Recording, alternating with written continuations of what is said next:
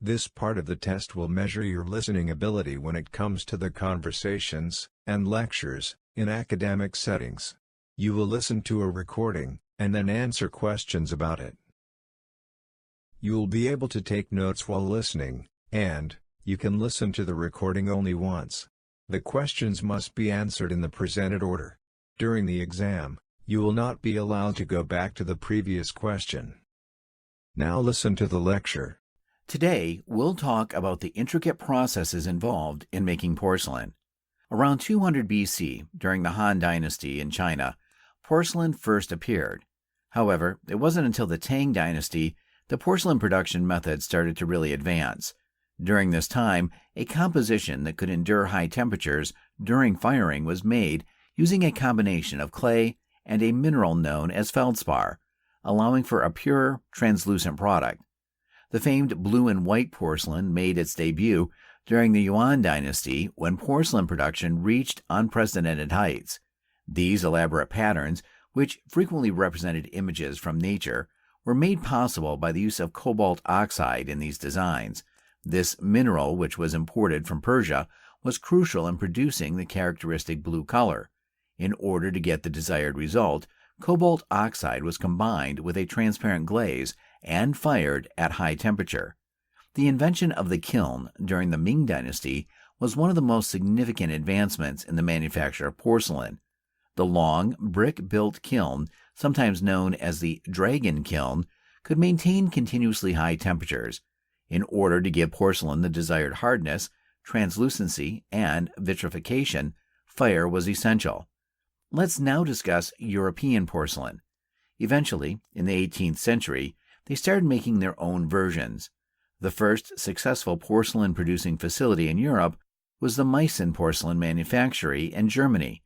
They used several methods, but they also included their own tastes and aesthetics, such as painting and gilding. Industrialization increased in porcelain production over the 19th and 20th centuries. The democratization of porcelain was made possible by new technology, which made it possible to produce goods more quickly and effectively.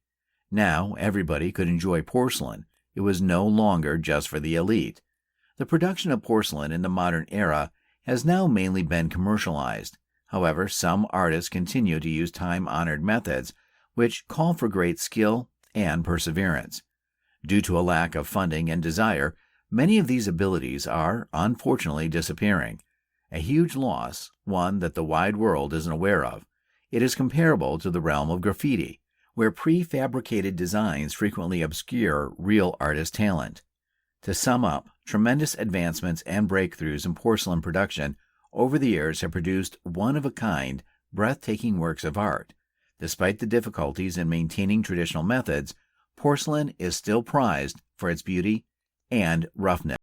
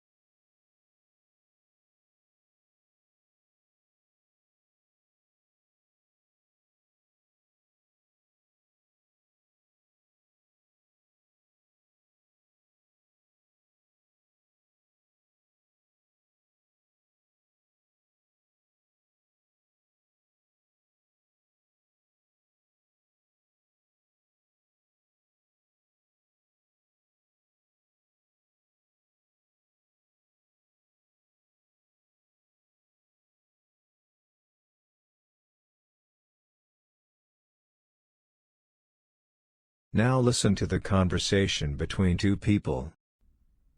Good morning, John. I noticed that your homework was incomplete this week. Can you explain why?